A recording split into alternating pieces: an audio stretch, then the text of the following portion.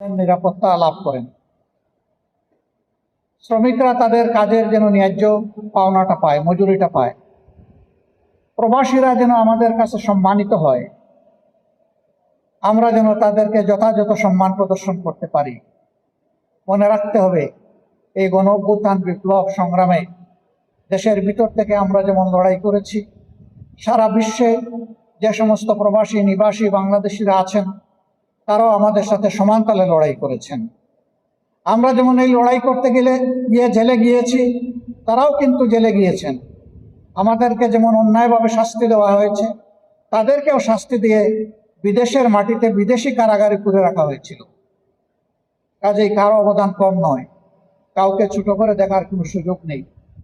এই সকলের প্রত্যাশার জায়গা একটাই, যে আর যেন ফেসিবাদ বাংলাদেশে ফিরে না আসে, গণতান্ত্রিক কাঠামো যেন স্থিতিশীল হয় এবং মজবুত ভিত্তি পায়। কিন্তু দুঃখের সাথে স্বীকার করতেই হচ্ছে, 12 ফেব্রুয়ারি নির্বাচনে গঠিত সংসদ এখনো জাতিকে সেই আশার আলো দেখাতে সক্ষম হয়নি। অল্প কিছু পরিবর্তন ছাড়া পুরাতন বন্দোবস্ত আঁকড়ে ধরে এই সমাজ এখনো এগিয়ে যাচ্ছে। এর যদি ব্যাপক ভিত্তিক সংস্কার এবং পরিবর্তন না আসে, তাহলে জনগণের এই আকাঙ্ক্ষা, এই প্রত্যাশা পূরণ হবে না, এটা অধরা থেকে যাবে। এখানে সকল দায়িত্বশীল ব্যক্তিবর্গ আছেন।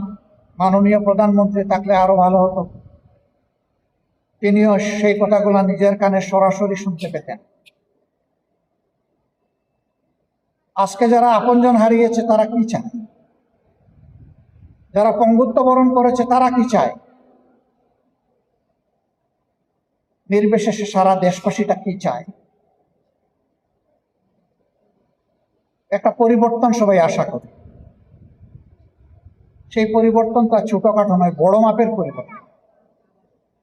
বড় মাপের পরিবর্তন করতে হলে অবশ্যই সবাইকে মনটা বড় করতে হবে। পরিবর্তন পদ্ধতিগত আসার আগে মনোজগতের পরিবর্তন লাগবে। পুরানা ধাঁচের ধারণা অন্তরে রেখে এ দেশকে পরিবর্তন করা অসম্ভব, এটা হবে না।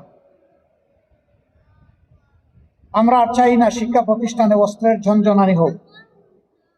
এটাও চাই না আমাদের সন্তানরা লেখাপড়া করবে, হঠাৎ করে দেখবে বাহির থেকে কিছু লোক এসে গেছে, বিশ্ববিদ্যালয়ের ভিতরে, কলেজের ভিতরে এসে পরিবেশ অশান্ত করে ফেলেছে।